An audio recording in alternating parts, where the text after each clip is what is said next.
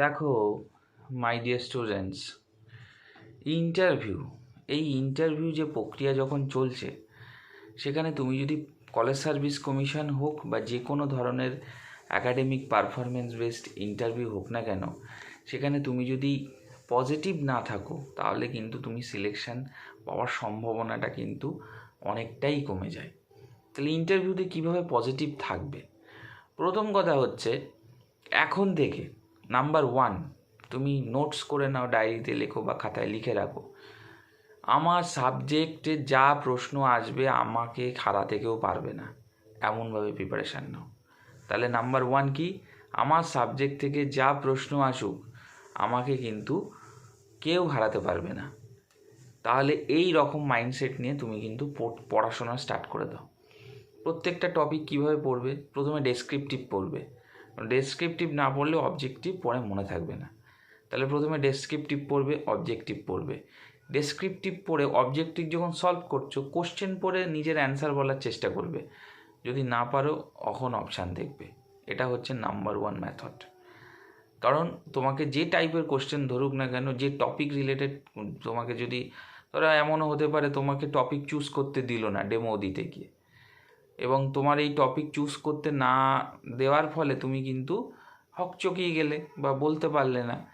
তো এমনভাবে তোমাকে যে হয়তো এরকম বলে দিলে, আপনি কি এই টপিকটার উপর দিতে পারবেন, যেমন এরকম বলতে পারে। ধর আমি একটা এক্সাম্পল দিচ্ছি, আমার আমার সাবজেক্ট অনুযায়ী, যে আপনি কি পিএইচের উপর আপনি তত্ত্ব দিতে পারবেন। এবার আমি যদি বলি না আমি পারবো না, তাহলে সেই জায়গাটা একটা ডিমোটিভেশন চলে আসে, যে দেখো তাহলে সারা বছর কি পড়াশুনো করেছে। তো সবসময় কনফিডেন্স রাখতে হবে, যে টপিক তারা চুজ করুক বা আমাকে চুজ করতে দিক, আমাকে চুজ করতে দিলে অবশ্যই পারবে, ভালো জায়গা। আর যদি তারা যদি বলে যে চুজ করতে দেয়, তাহলে যেন আমি তার উপর কিন্তু এই দ্যাট পার্টিকুলার রেসপেক্ট আমি কিন্তু তার উপর অ্যান্সার করতে পারি। তো এই জিনিসটা কিন্তু ভীষণভাবে গুরুত্বপূর্ণ। এবার নাম্বার 2, যখনই ইন্টারভিউ দিতে যাচ্ছ, হতে পারে তোমার পেপার পাবলিকেশান নেই এখনও, তুমি সবেমাত্র নেট কোয়ালিফাই করেছো, যার যেমন পরিস্থিতি থাকে, তো সেই পরিস্থিতি অনুযায়ী তোমাকে অ্যান্সার করতে হবে। ডেমোটা যখন দেবে, ডেমোর সময় ভাববে না যে তারা শিক্ষক, তারা বিশাল জানে, এরমভাবে ভাবলে কিন্তু তোমার ভয় পেয়ে যাবে। ডেমোটা দেবে একদম ফ্রিলি, বাড়িতে যারা টিউশনি পড়াও বা বাড়িতে যেরকম কথোপকথন করো, এরকম নর্মাল যেরকম পড়িয়ে যাও, সেই রকমভাবে কিন্তু ডেমনস্ট্রেশনটা দেবে।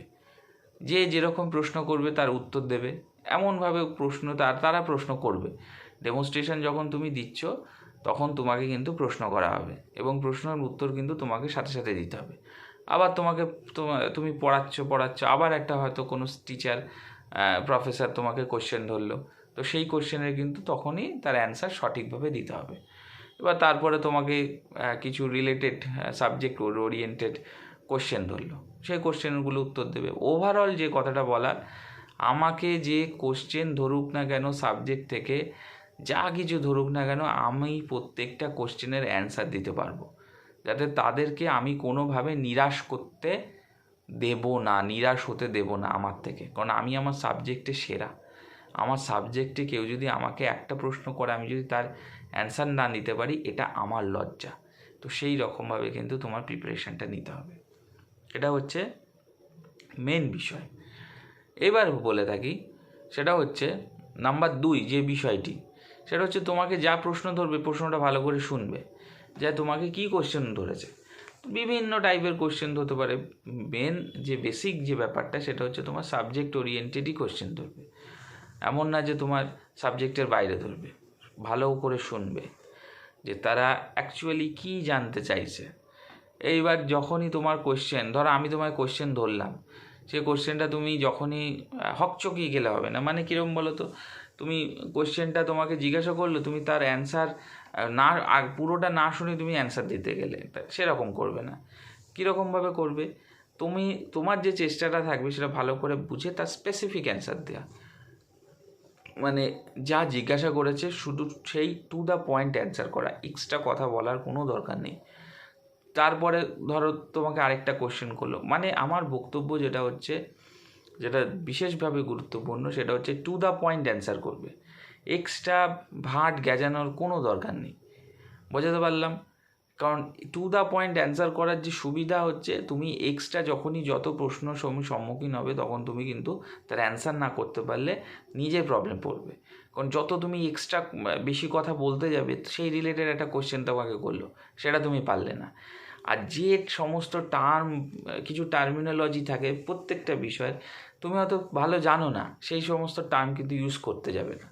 মানে আমি তোমাকে একটা সাপোজ উদাহরণ দিচ্ছি, ধরো আমাদের বায়োলজি সাবজেক্টে, সেই বায়োলজি বিষয়ে তুমি ধরো ইকোটোন এরকম একটা টার্ম আছে, বিভিন্ন টার্ম আছে। এবার তোমার হয়তো ইকোটোনের উপর শুধু তুমি পার্টিকুলার ইকোটোন সম্পর্কে যেমন তার সম্পর্কে বেশি নলেজ নেই, সেরকম টার্ম তুমি তোমার কোশ্চেনের মধ্যে অ্যান্সার করার ক্ষেত্রে যদি করে থাকো, তাহলে কিন্তু সেই রিলেটেড কোশ্চেনের সেই রিলেটেড টপিক তাদের মাথায় মনে পড়ে যায়। তখন সেখান থেকে অ্যান্সার করলে তুমি যদি না পারো, সেটা কিন্তু একটা ডিসঅ্যাপয়েন্টিংয়ের ব্যাপার হয়ে যায়, কারণ সেটা তুমি তার অ্যান্সারিংটা করতে পারলে না।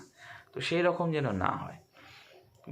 এবং তারপরে মেন যে তৃতীয় বিষয়, এটা হচ্ছে তোমায় কনফিডেন্স হারালে হবে না। যে যেমনই পরিস্থিতি হোক আমি পারবো, সেই একটা পজিটিভ অ্যাটিটিউড এবং পজিটিভ মাইন্ডসেট নিয়ে কিন্তু তোমায় করতে হবে। কারণ পজিটিভ অ্যাটিটিউড এবং পজিটিভ মাইন্ডসেট নিয়ে তুমি যদি না করো, তাহলে কিন্তু তুমি তার অ্যান্সারগুলো সঠিকভাবে করতে পারবে না। তো সেইটাও একটা বিশেষ গুরুত্বপূর্ণ বিষয়। আচ্ছা, এছাড়া তোমাকে কোনো সময় নেগেটিভ হলে চলবে না, নেগেটিভিটির কোনো জায়গা নেই। সেই জায়গাটাকে এমনভাবে তোমাকে ওয়েল এস্টাবলিশড করতে হবে যাতে তুমি তোমার নিজের 100%টা দিয়ে কিন্তু সেটাকে অ্যাচিভ করতে পারো। তো সেই রকমভাবে ওভারঅল তোমার কনজামশান যদি ভালো থাকে, যে তোমার মনে করতে হবে তোমাকে যে টপিকের উপর কোশ্চেন দিক না কেন, তুমি কিন্তু পারবে। এবং এই রকম কোশ্চেনগুলো তোমার যদি করা থাকে এবং তোমাকে যদি খুব ভালোভাবে তুমি যদি এই জিনিসটা সম্পর্কে বলতে পারো, তাহলে কিন্তু তোমার অ্যান্সারিং করার ক্ষেত্রে কোনো প্রকার অসুবিধা হবে না। এইভাবে ধীরে ধীরে ধাপে ধাপে নিজেকে গ্রো করো, এইভাবে ধীরে ধীরে ধাপে ধাপে নিজেকে ওয়েল এস্টাবলিশড করো, অবশ্যই you will get the ultimate success. তো কোথাও না কোথাও তোমার মধ্যে এরকম কোনো কিছু বাধা যেন না হয়ে দাঁড়ায় যে আমি এই জিনিসটা জানি না, বা আমি এই জিনিসটা পারবো না, এই জিনিসটা আমি সঠিকভাবে বোঝাতে পারছি না, এরকম যদি না। পরিষ্কার দরকার এখন থেকে ডেমনস্ট্রেশন করো, যে জিনিসের উপর, প্রত্যেকটা জিনিসের উপর ডেমো দাও। কিভাবে দেবা, ধীরে ধীরে নিজেকে বাড়িতে দাও, এইভাবে প্র্যাকটিস করো। এবং প্র্যাকটিস করতে করতে তোমার একটা হ্যাবিট তৈরি হয়ে যাবে। প্রতিদিন একটা করে ডেমো, কী আছে 10-15 মিনিটের একটা ডেমো, একটা করে টপিক সাজাও, সেই জিনিসটা পড়ো, সেই টপিকের উপর ডেমো দাও। ডেমো দিলে বুঝতে পারবে তোমার কোথায় বাজছে, সেটা তোমার রেকটিফাই হয়ে যাবে। এবং তুমি কী টাইপের কোশ্চেন আসতে পারে সেটাও তোমার একটা খাতায় তুমি লিখবে। ওভারঅল তোমার কিন্তু এই রকম কাজগুলো করতে হবে, আদারওয়াইজ না হলে কিন্তু হবে না। তো যাই হোক, মোর অর লেস তোমার একটা পজিটিভিটি নিয়ে তোমায় কিন্তু ইন্টারভিউতে অ্যাপিয়ার করতে হবে। এইগুলো যদি তুমি এখন থেকে ফলো আপ করো, অবশ্যই তুমি কিন্তু সাকসেস পাবে।